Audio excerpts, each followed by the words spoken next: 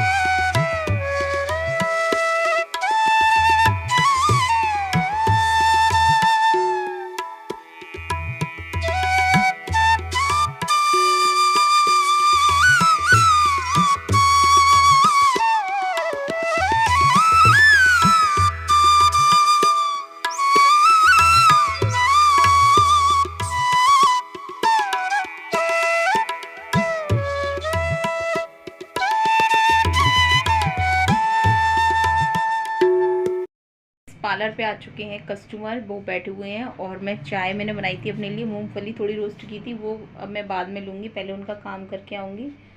और आलू मैंने बॉईल करने रख दिए हैं, लपसुर्पी का खाना बना दिया है। चाय मैं पीऊँगी बाद में, अब मैं बंद करके जाऊँगी सब। लपसुर्पी का दूध भी मैंने रख दिया है। सुबह लपसुर्पी है ना कुछ नहीं लेके जाती है। तो गाइज़ मैं बता दूं कि यहाँ पे मैंने अपने लिए हल्की सी मैंने पत्ती डाली थी और मतलब दूध में ही मैंने डाल दी थी और उसमें मैंने थोड़ा सा 1 चम्मच घी डाला था, क्योंकि मेरे को 2 दिन से बहुत ज़्यादा वीकनेस हो रही थी।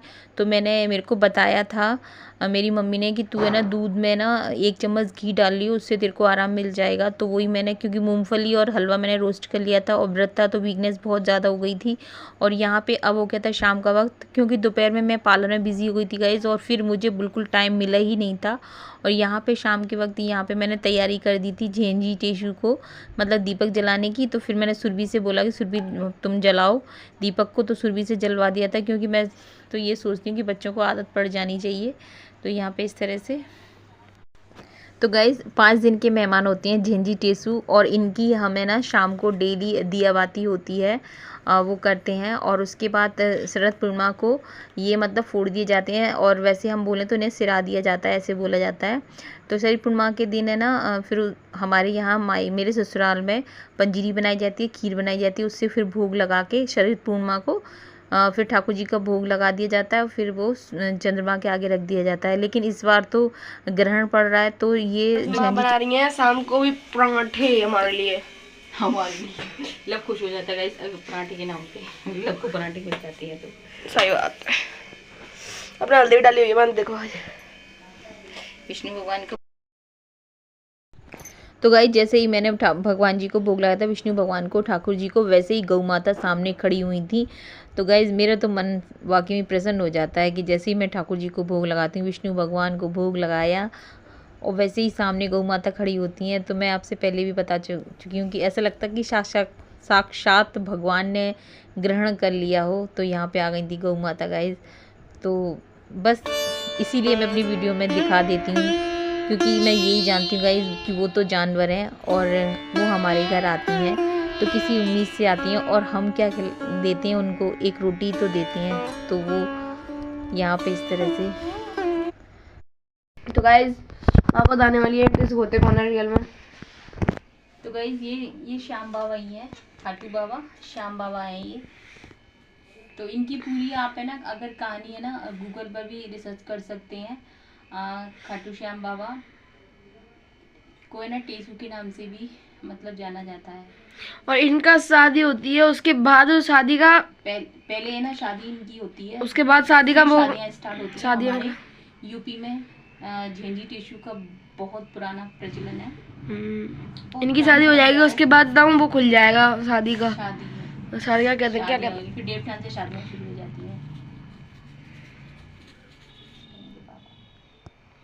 तो गाइस मैं पी रही तसल्ली वाली चाय, और विष्णु भगवान का भोग बन गया, गौ माता ने खा लिया है, लव ने खा लिया है, और तो फिर मैं बना के लाई चाय। तो मैं पीऊँगी चाय, उसके बाद हो सकता है मैं अपनी साड़ी पे फॉल रख लूँ, क्योंकि एक साइड में तो मैंने रख ली थी और एक साइड की अभी रह गई है।